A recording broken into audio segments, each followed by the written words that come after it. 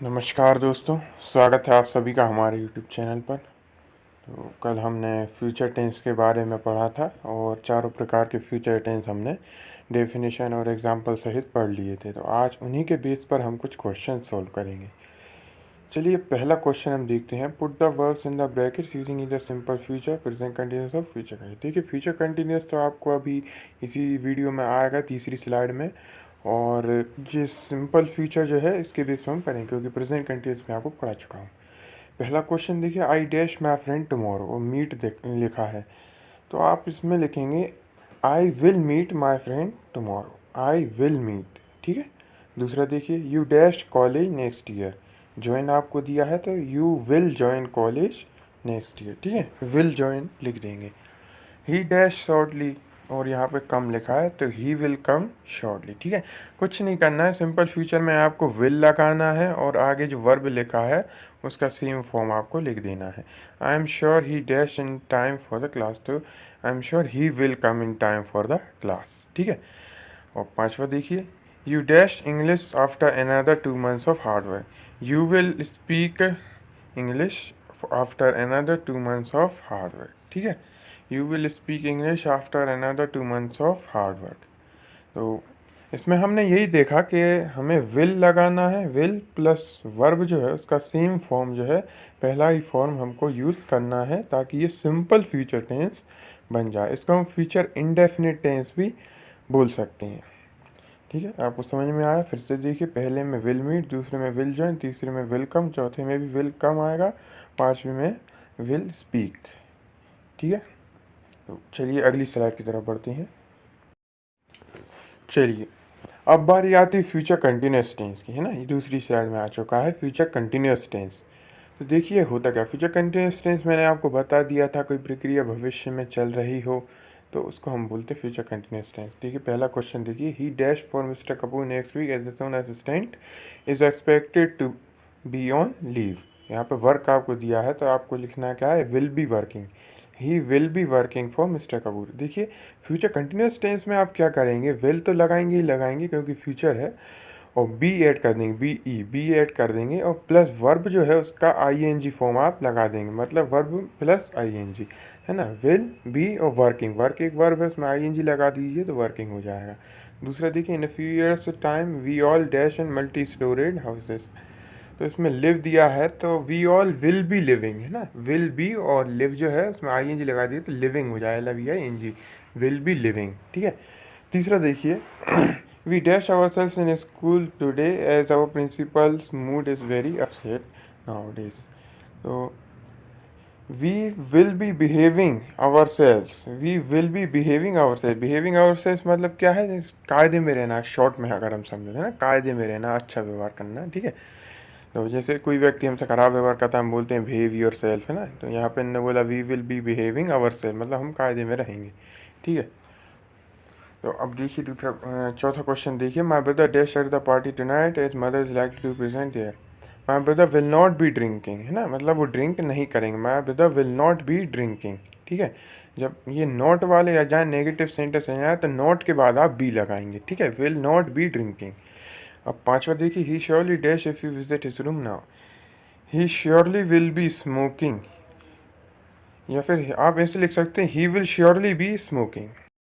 तो आप क्या कर सकते हैं, he will surely be smoking if you visit his room now. ठीक है, यहाँ पे कुछ क्वेश्चंस ऐसे रहते हैं जिसमें आपको विल के बाद ही पिछला वाला शब्द ऐड करना रहता है ना, इसमें हमको थोड़ा सा कन्फ्यूजन होता है।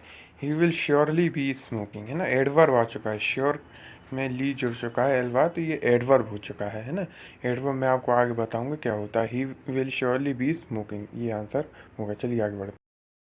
चलिए अब फ्यूचर परफेक्ट टेंस की बारी आ चुकी है ना। फ्यूचर परफेक्ट टेंस मैंने आपको कल बताया था कि क्या होता है, डेफिनेशन आप पुराने वीडियो से देख सकते हैं। तो अब इस पे बेस्ड हम क्वेश्चंस करेंगे, है ना। जैसे कोई भी घटना है, कोई भी कार्य है, वो आप कंप्लीट कर चुके होते हैं एक निर्धारित समय पर, तो इसको फ्यूचर परफेक्ट टेंस हम बोल दिया करते हैं, है ना। I dash this essay by tomorrow morning, तो ये देखिए विल हैव कंप्लीटेड आएगा इसमें, आई विल हैव कंप्लीटेड। देखिए वर्ब का पास्ट फॉर्म आएगा इसमें, है ना। विल हैव कंप्लीटेड, हैव जो है, हैव हैज़, ये हेल्पिंग वर्ब होते हैं, आई के साथ हैव का उपयोग होता है, आप जानते होंगे। तो I will have completed this essay by tomorrow morning.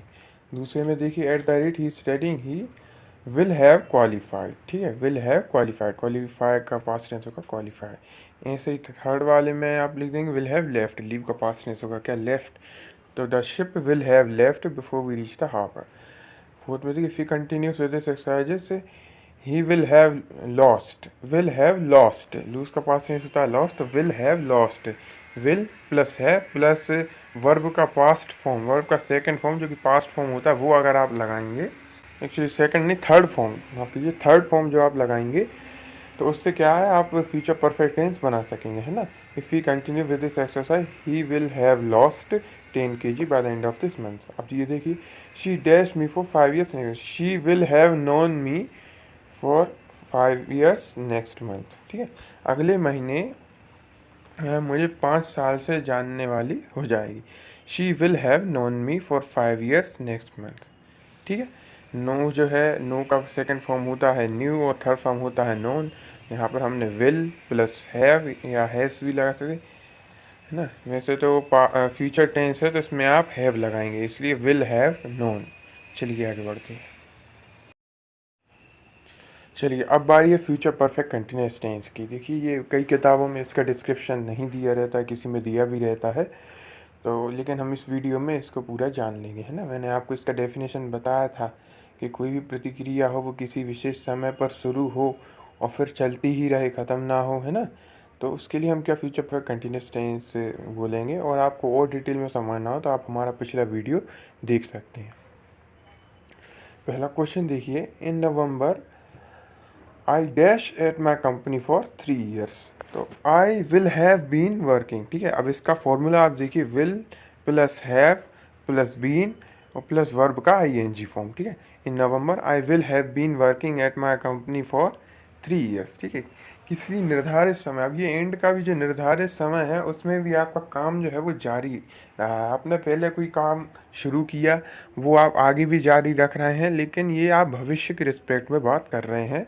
तो आप यहाँ ऐसे में क्या लिखेंगे, फ्यूचर परफेक्ट कंटिन्यूस टेंस का फॉर्मूला लिखेंगे, विल प्लस है प्लस बीन प्लस वर्ब का ING फॉर्म, है ना। जैसे वर्क एक वर्ब है तो वर्किंग आप लिख देंगे।